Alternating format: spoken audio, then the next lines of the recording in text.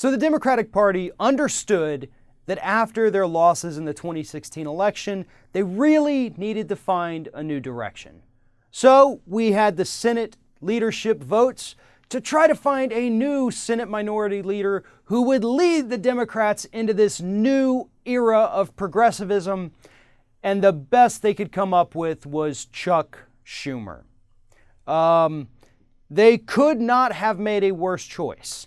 I take that back. They could have put Joe Manchin as the actual leader instead of just in a leadership position as they did. Couldn't get Manchin, so they went with Chuck Schumer. Again, this is absolutely horrible. Schumer is a guy who has repeatedly castigated the Democrats for regulating Wall Street. He has come out against a financial transaction tax to reduce risky speculation and trading and to help boost the economy. The guy is in the pocket of Wall Street bankers, which is exactly what cost the Democrats the 2016 election.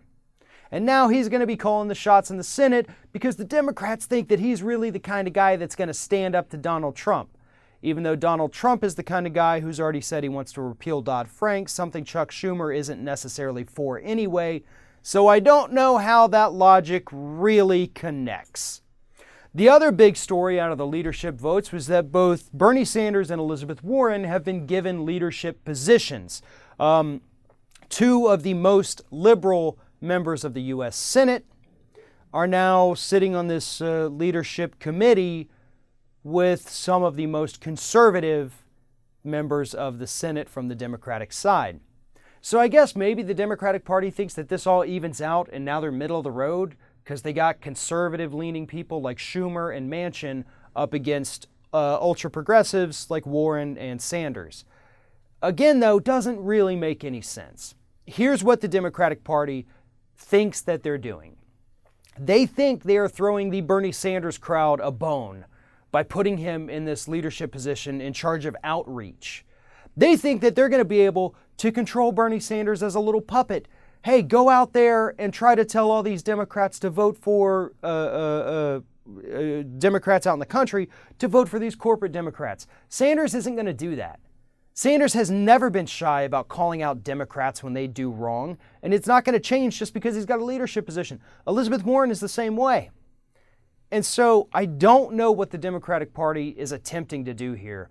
All I know is that clearly they learned absolutely nothing from the losses in 2016 or in 2014 and 2012 and 2010.